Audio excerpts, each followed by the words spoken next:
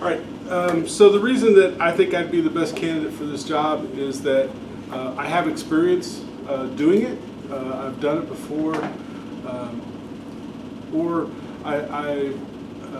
my experience as the operational maintenance and supply program lead has given me the skills that I'm going to need to perform in this new position as the whatever. Because a lot of those skills are going to translate directly over. So I think I could port those skills directly there and hit the ground running. The other reason I think that I'm the perfect person for you to hire today is I work well with others. Okay, I have an outgoing personality, and which allows me to make connections in different organizations, which is going to be important to be successful in this job. I'm going to have to work with other people, and so my personality is going to serve you well by having me in that position. The other reason that you should hire me is I'm a good communicator. I like to keep my bosses informed of what's going on without pestering them too much. So I've gotten pretty good at just giving you the information that's important, shortly, succinctly, so that you don't have to read through a long rambling email. I'll give you the information you need so that you can keep track of what's going on too, without getting too involved. That concludes my answer. so I was like at 1:45. If I keep talking about you should shoot for 3.5 minutes, but if you get to a point like Mike did where your brain's empty, it's just like all right, end it. Give yourself more time for the next question. Yeah, I was thinking of darn it, I forgot to say this. Right. So I wrote out some notes here of some things that you should do, and then also some notes here on some do's and don'ts, like I typically do. So, I'm sorry. I slid mine across. I know I didn't participate in the answer part, but I would do like to take a look at Yeah. No, that's cool. So, basically what again with all these questions, you want to think about what is it that the boss is looking for? What is it that you would want to know about somebody that you were hiring for that position? So the first thing you should talk about is how are you competent to be the selectee, right? And I got 3 different areas that you should talk about when you talk about how you're competent.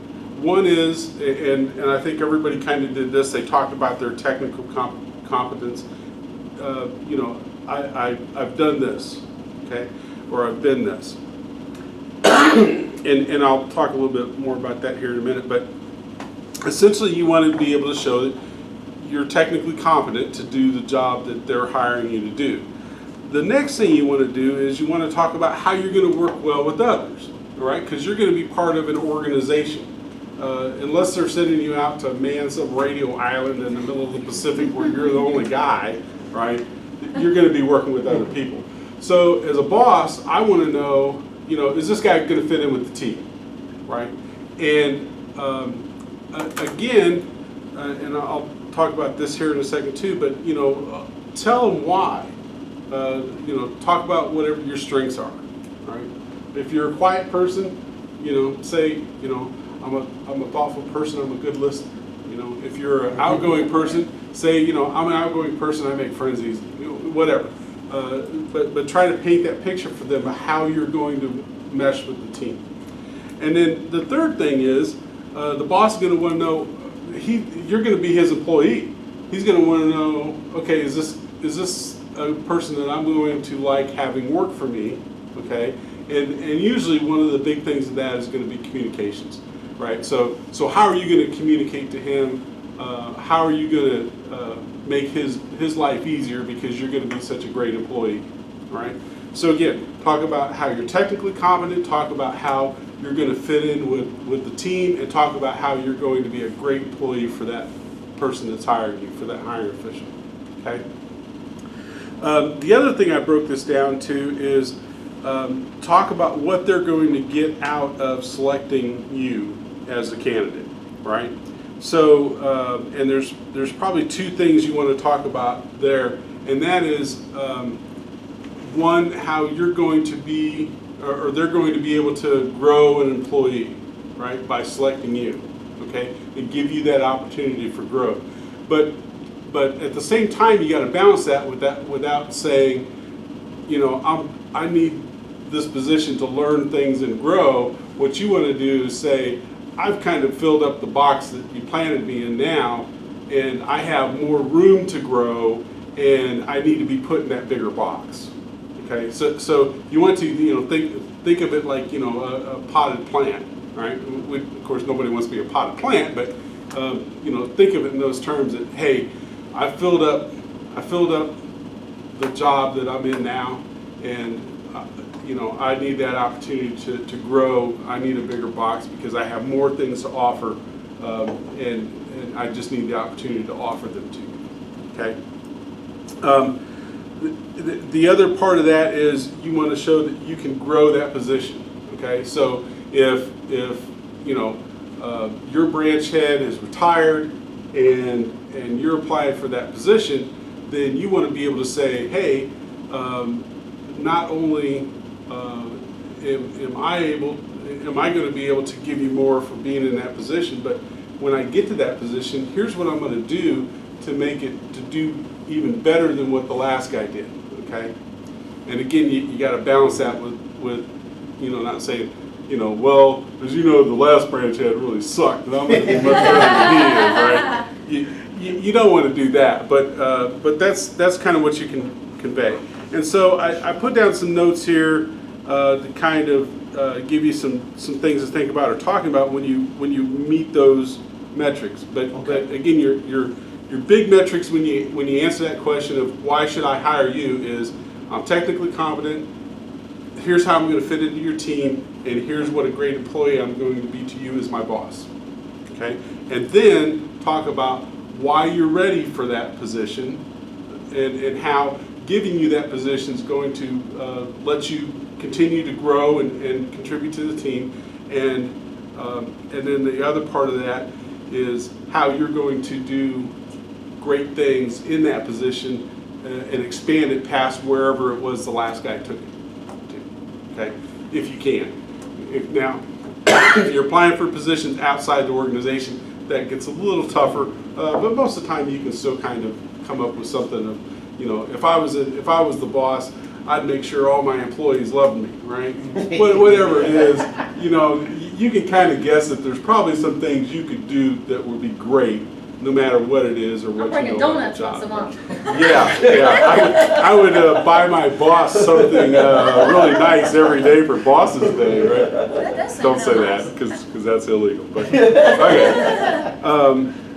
So again, with your coworkers, talk about how you, and if you can refer back to something in your resume, you know, do that. Remind them of something in your resume. Say, you know, I work well with others. You know, as I wrote my resume, I led a team of people, 5 or 6 people, and we did this and we accomplished it, and it was great, right? The commander or whoever loved it. So you know, give them examples of how you work well with others. If there's stuff in your resume, if there's not something like that in your resume, you might want to think about adding something like that anyway, right?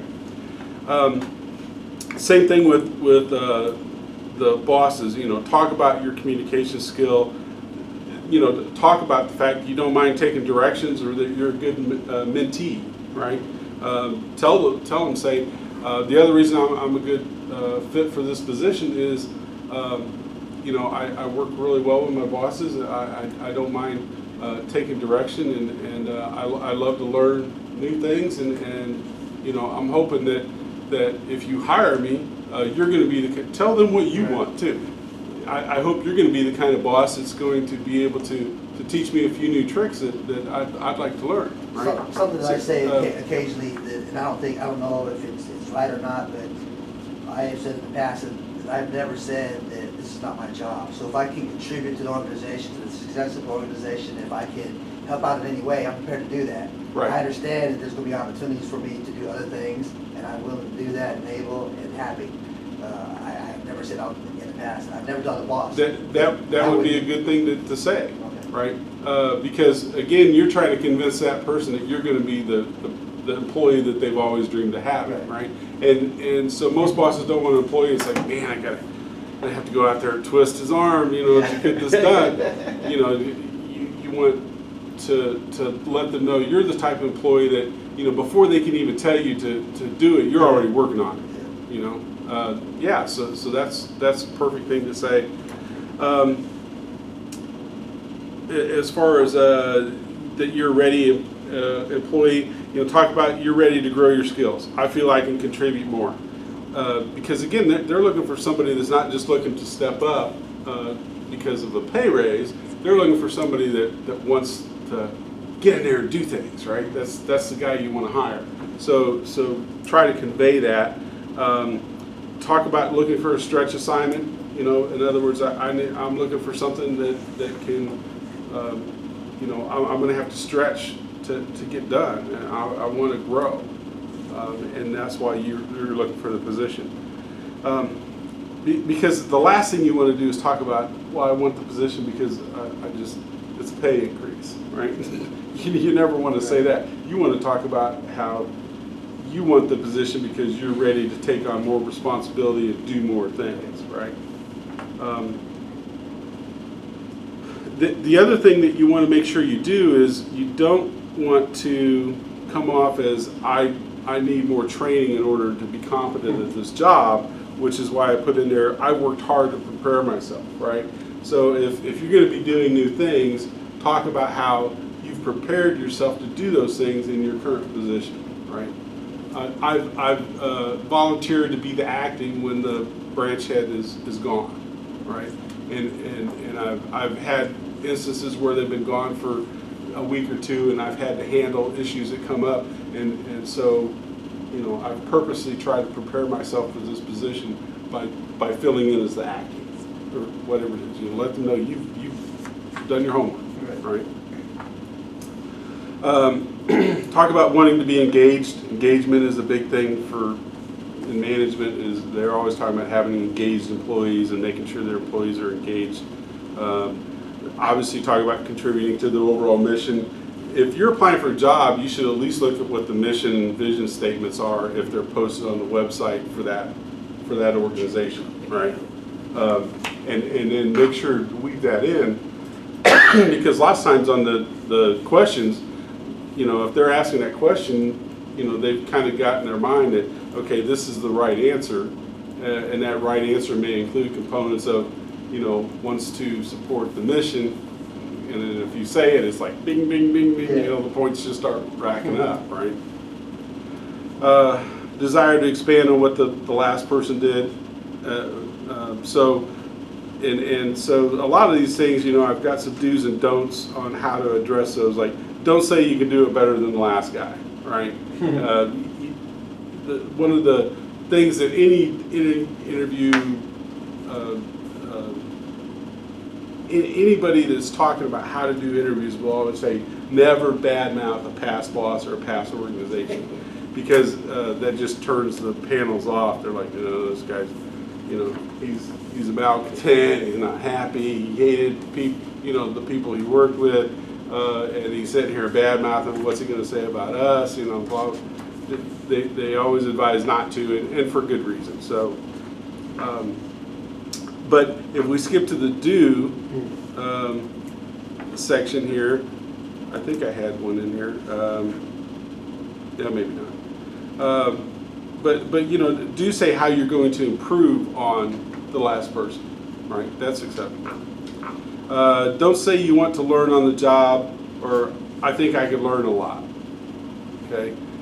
Again, you don't want to act like you're not ready for that job. So don't avoid any words or verbiage that make it sound like, you know, you want the job because you think it would be cool to be the boss, right? I'd like to learn what it takes to be the boss. You don't want to say that. You want to say, I already know how to be the boss, and I'm ready to do it.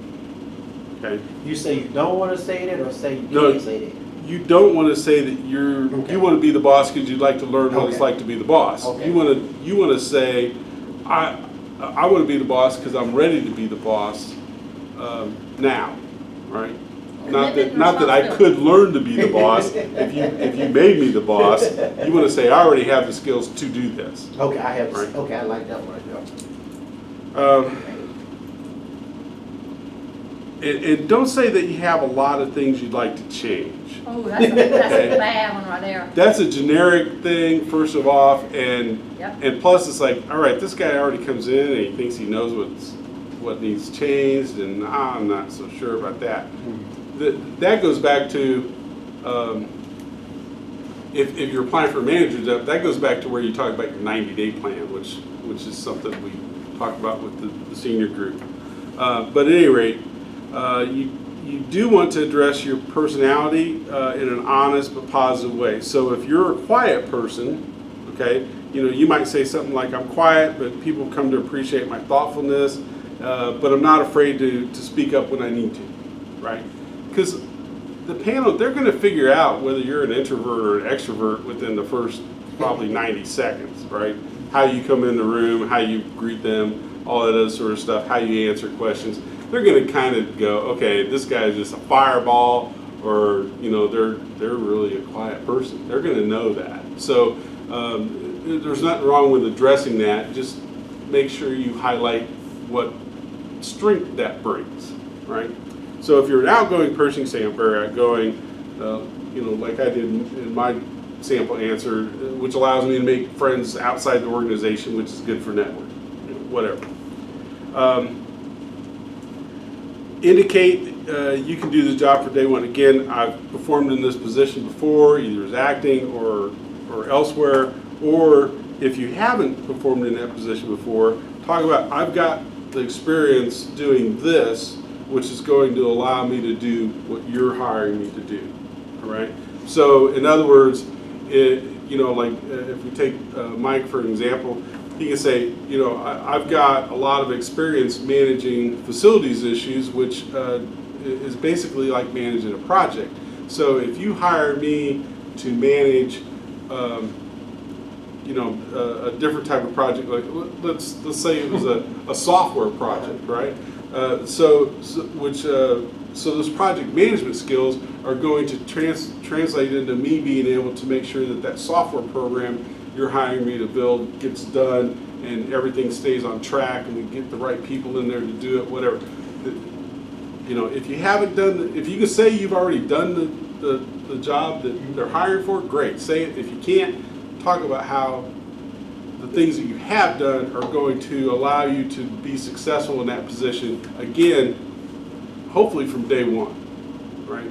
You don't want to say, hey, I'm pretty sure that after a couple months in the job, I'll figure things out. That's not, somebody else that's interviewing is going to say, I can do that job now, right? So if you're not saying that, don't even bother applying, because somebody else is going to.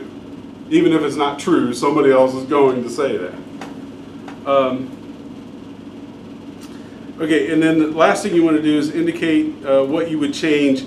I said don't talk about, there's a lot of things, if you hired me, man, there's a lot of things I'd change around here. You don't want to say that, but if you have one or two specific things that that organization would like to accomplish, or that any organization would like to accomplish, then go ahead and talk about those, but just pick one, maybe two at the most examples of things that you would want to change, if they hired you for that job, and you can talk about those. So you can say, I think, I can put my outgoing personality and my networking skills to good use to increase awareness of how this organization, how this branch supports the organization overall, and create better rapport, better working relationships within the command that are going to benefit us, right? So, but don't, if you have specific changes, mention them, make sure that they're not controversial, right? And go for it. Okay, any questions? I want to ask, so say for instance, I want to go with the outgoing personality. Right. Because I think my outgoing personality yeah, allowed me to make a lot of new acquaintances. And I think that's probably one of my strong points, if they ask if there's any change. But see, if they ask, my thinking is they ask if there's any change, that means I'm supposed to already know, how would I word it to use my personality? That's what I'm getting at. As far as what? How you would make a change in the organization? Yes. Yeah, I started off, I wrote So- down my outgoing personality to increase the morale. But see, if I say something like that, then they'll be like, well, is the morale low? Because whoever gives me that interview, I don't know if... I don't think they're necessarily going to ask you about change. Okay. He was saying it might be a good idea. I've never had a question where you were interviewing for a job and they said, well, what would you change about it? I don't think that's something you can incorporate into your answer, but it's not a question they're going to ask you. Okay. About changing stuff. But